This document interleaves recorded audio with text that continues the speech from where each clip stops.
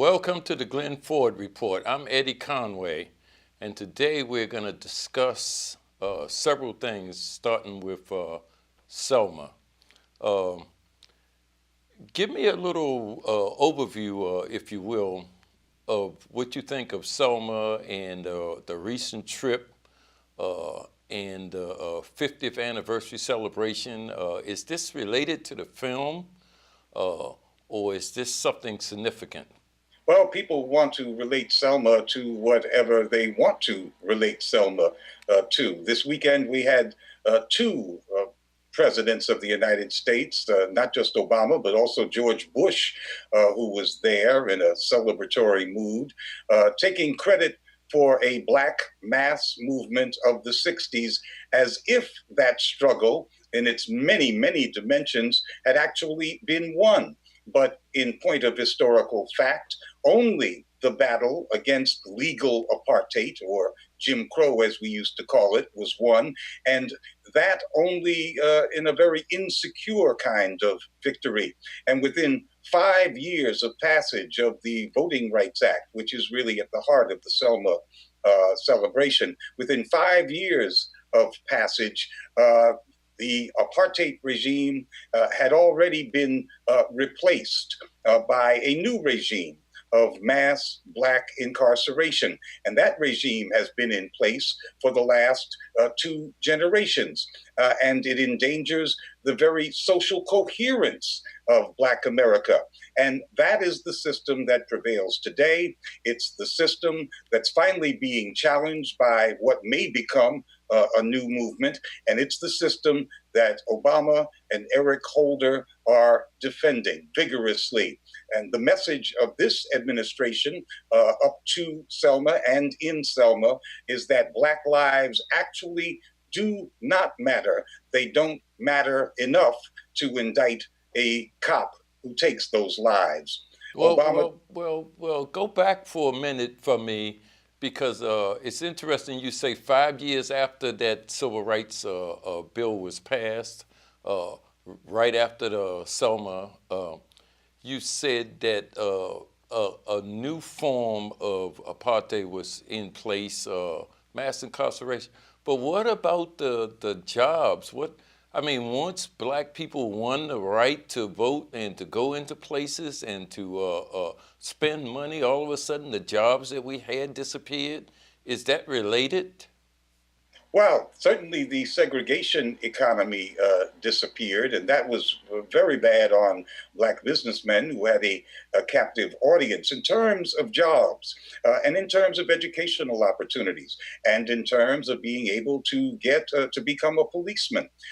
There was a level of upward mobility provided by the civil rights victories of the movement that allowed a segment of Black America, those who were in a position prepared to take advantage of those victories to advance.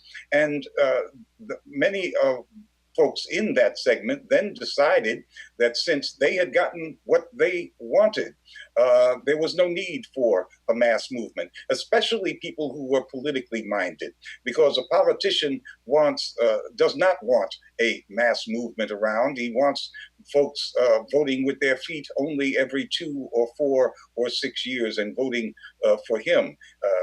Black politicians, no more than white ones, abhor the existence of a grassroots movement in their midst because it's an irritant to their ability to rule the way they want to and make deals the way they want to. Well, So one of the things is that yes, that upward mobility did take place, and people got special privileges that they had been blocked from before.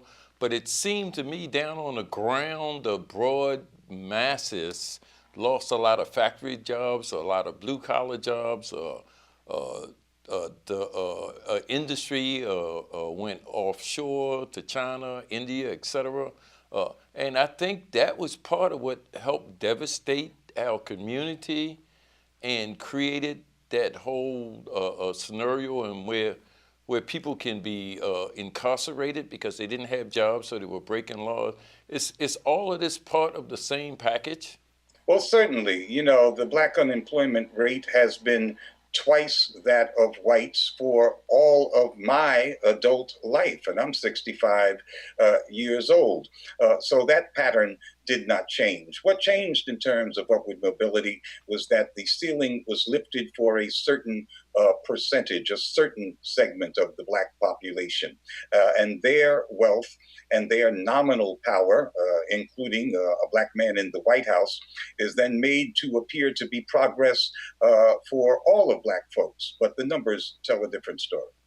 Oh yeah, and that's interesting because it's my understanding that in the last 6 years or so, the collective wealth of the black community has uh, actually decreased from 1/10 of what the white community had in terms of wealth to now 1/20th, which means we've lost 50% of our wealth uh, just in just recent times, and since Obama has been elected. So when you make that statement about they're saying that black lives don't matter, perhaps maybe there's some sort of damage that's being done also in the black community with the loss of that wealth.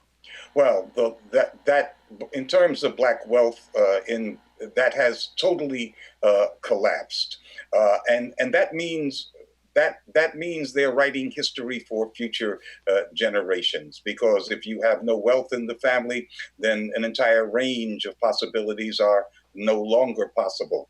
But President Obama made it very clear early on in his tenure that he's not going to do anything specifically targeting black folks.